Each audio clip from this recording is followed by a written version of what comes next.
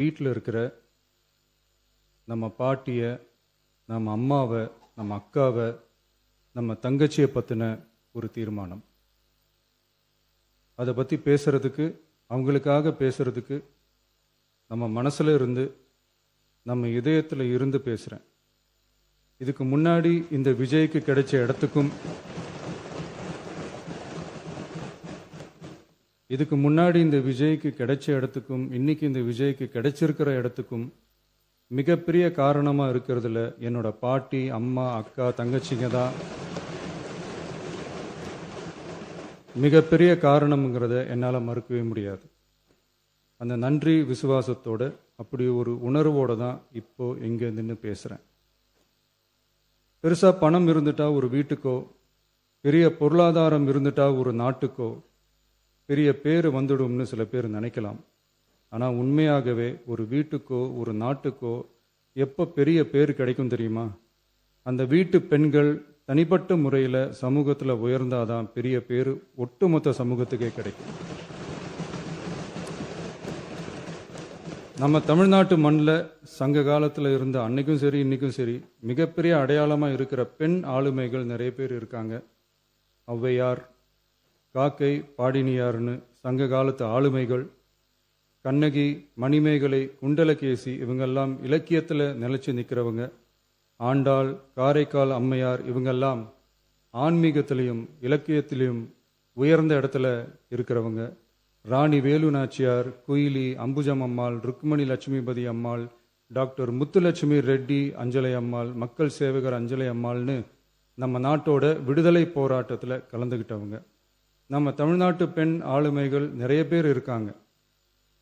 சுதந்திர போராட்டத்தில் இருந்து சமூக நீதி போராட்டம் வரைக்கும் கலந்துக்கிட்டவங்க தான் நம்ம தமிழ்நாட்டு பெண்கள். அது மட்டுமா, கல்வி, அறிவியல், அரசியல், நீதி, நிர்வாகம், தொழில்நுட்பம்னு எல்லா டிபார்ட்மெண்ட்லேயும் இன்னைக்கு நம்ம தமிழ்நாட்டு பெண்களோட பங்களிப்பு பெருசாக இருக்குன்றத யாரும் மறுக்கவே முடியாது. அப்படிப்பட்ட நம்ம வீட்டு பெண்களுக்கு அரசியல்லையும் முன்னேற வழிவகை செய்யணும். அதுக்கு உரிய இடஒதுக்கீடு வழங்கணும். பெண்களுக்கு இடஒதுக்கீடு தர்றது ஏதோ சலுகைன்னு நினைச்சிடக்கூடாது. சமூக நீதி சார்ந்தது, அரசியல் அமைப்பு சார்ந்தது. மாண்புமிகு பேரவைத் தலைவர் அவர்களே, நம்ம நாட்டோட மக்கள் தொகையில் ஏறக்குறைய பாதி பேர் பெண்கள் தான். அதனால அனைத்து நிலைகள்லையும் பெண்களுக்கு சம அந்தஸ்து வழங்கப்படணும். அரசியலமைப்பு சட்டமும் அவங்களுக்கு சமத்துவ உரிமையை வழங்கித்தானே இருக்கு. நம்ம தமிழ்நாட்டை எடுத்துக்கிட்டாலும் ஆண்களை விட பெண்கள் தான் அதிகம். ஓட்டு சதவீதத்தில் கூட அவங்க தான் அதிகம். ஆனால் அவங்களுக்கான அரசியல் இடம்னு பார்த்தா 2021 சட்டசபையில் 12 பெண்கள் இருந்தாங்க. இப்போ இந்த 2026 சட்டசபையில் 23 பெண்கள் இருக்கிறாங்க.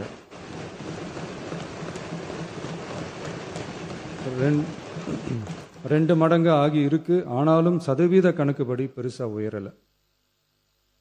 மாண்புமிகு பேரவைத் தலைவர் அவர்களே, ஒன்றிய அரசு 2023ஆம் ஆண்டு மக்களவை, அனைத்து மாநில சட்டமன்றங்கள் மற்றும் டெல்லி யூனியன் பிரதேச சட்டமன்றத்தில் பெண்களுக்கென 1/3 தொகுதி ஒதுக்கீட்டை கட்டாயமாக்கி 106வது அரசியல் சாசன திருத்த சட்டத்தினை 2023 செப்டம்பர் 28 நிறைவேற்றி 2026 ஏப்ரல் 16 முதல் நடைமுறைக்கு வந்துள்ளது.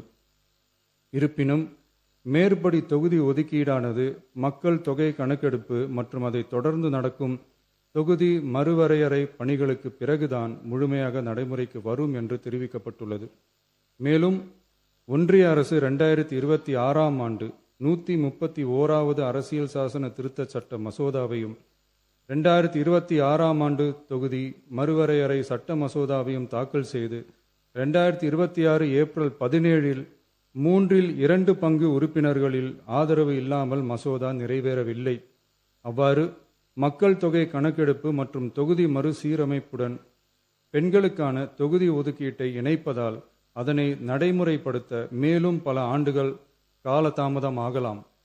மாண்புமிகு பேரவைத் தலைவர் அவர்களே, நாடாளுமன்றம் மற்றும் மாநில சட்டமன்றங்களில் மகளிருக்கென 1/3 தொகுதி ஒதுக்கீட்டு செய்து சட்டம் நிறைவேற்றப்பட்டிருந்த போதிலும் அதனை நடைமுறைப்படுத்துவதில் ஏற்படும் கால தாமதத்தினால் அச்சட்டம் நிறைவேற்றப்பட்டதன் நோக்கம் நிறைவேறாமல் காலம் தாழ்த்தப்படும் சூழ்நிலை உருவாகியுள்ளது.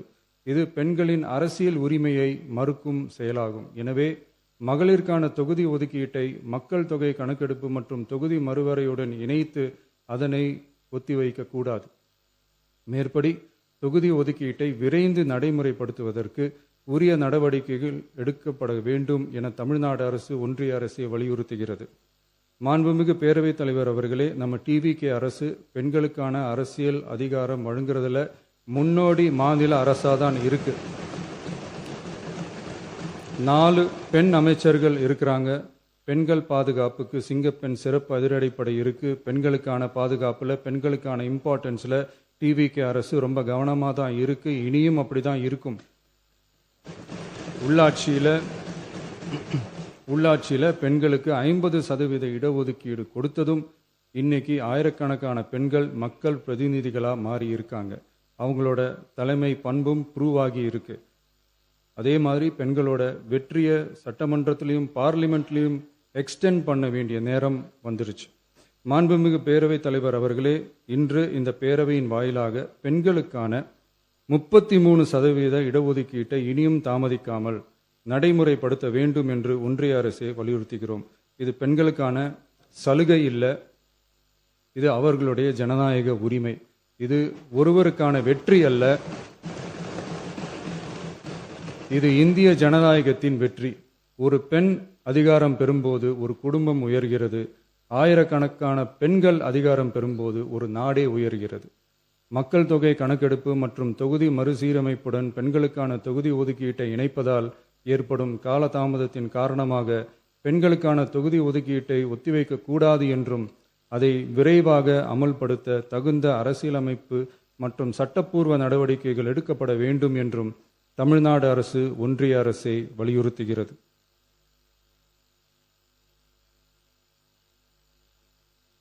மாண்புமிகு பேரவைத் தலைவர் அவர்களே, டீலிமிட்டேஷன் தொடர்பான ஆலோசனை கூட்டம் தமிழ்நாட்டு மக்களவை மற்றும் மாநிலங்களவை உறுப்பினர்களுடன் தமிழ்நாடு அரசால் நமது தலைமையில் 8/8/2026 அன்று கலைவாணர் அரங்கத்தில் நடந்துச்சு. அந்த கூட்டத்தில் தமிழ்நாட்டை சேர்ந்த அனைத்து மக்களவை மற்றும் மாநிலங்களவை உறுப்பினர்களுக்கும் அழைப்பு விடுக்கப்பட்டு இந்திய தேசிய காங்கிரஸ் கட்சியின் 11 உறுப்பினர்களும், விடுதலை சிறுத்தைகள் கட்சியின் 2 உறுப்பினர்களும், இந்திய கம்யூனிஸ்ட் கட்சியின் 2 உறுப்பினர்களும், மார்க்சிஸ்ட் கம்யூனிஸ்ட் கட்சியின் 2 உறுப்பினர்களும், இந்திய யூனியன் முஸ்லீம் லீக் கட்சியின் உறுப்பினரும் மற்றும் மறுமலர்ச்சி திராவிட முன்னேற்ற கழகத்தின் உறுப்பினரும் என 6 கட்சிகளை சேர்ந்த உறுப்பினர்கள் பங்கேற்றாங்க. இந்த கூட்டத்தில் டீலிமிட்டேஷன் தொடர்பாக விரிவாக ஆலோசிக்கப்பட்டுச்சு.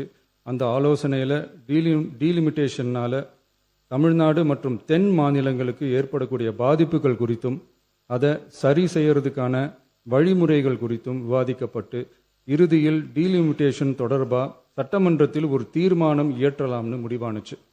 மாண்புமிகு பேரவைத் தலைவர் அவர்களே, இந்தியாவில் 1952ஆம் ஆண்டு முதல் பொது தேர்தல் நடத்தப்பட்டது. அது தொடர்ந்து ஒவ்வொரு 10 ஆண்டுகளுக்கு ஒரு முறை நடத்தப்படுற சென்சஸ் டீட்டெயில்ஸ் படி மக்களவை மற்றும் சட்டப்பேரவை தொகுதிகளின் எண்ணிக்கையை மறுசீரமைப்பு செஞ்சு 1976 வரை தேர்தல்கள் நடத்தப்பட்டது. இந்த நிலையில் 1976ஆம் ஆண்டு 42வது அரசியலமைப்பு சட்ட திருத்தப்படி மக்கள் தொகையை சிறப்பாக கட்டுப்படுத்தும் மாநிலங்களுக்கு டீலிமிட்டேஷன் காரணமாக மக்களவை உறுப்பினர் எண்ணிக்கையில் எந்தவித பாதிப்பும் ஏற்படக்கூடாது என்பதற்காக அடுத்த 25 வருஷத்துக்கு 1971ஆம் ஆண்டு சென்சஸ் படி பாராளுமன்ற உறுப்பினர்களின் எண்ணிக்கை வைக்கப்படும்னு சட்டம் இயற்றப்பட்டது. அதை தொடர்ந்து அதே நிலையை முன்னிறுத்தி 84வது மற்றும் 87வது அரசியலமைப்பு சட்ட திருத்தம் 1971 சென்சஸ் படி மக்களவை தொகுதிகள் நிலைநிறுத்தப்பட்டன. இந்த திருத்தங்களோட நோக்கமே மக்கள் தொகை கட்டுப்பாட்டை செயல்படுத்திய மாநிலங்களின் உரிமைகளை பாதுகாக்கிறது தான். மாண்புமிகு பேரவைத் தலைவர் அவர்களே, அந்த 25 வருஷ லிமிட் இந்த 2026 முடியுது.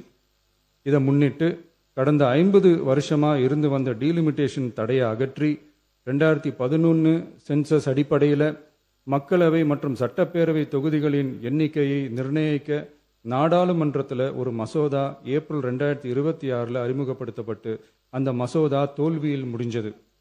இப்போ மீண்டும் ஒன்றிய அரசு மக்களவை உறுப்பினர்களின் எண்ணிக்கையை 50% அதிகரிக்க செய்து டீலிமிட்டேஷன் மசோதாவை அறிமுகப்படுத்த உத்தேசித்து இருப்பதா சில அரசியல் கட்சிகள் தெரிவிப்பதா கூறப்படுது.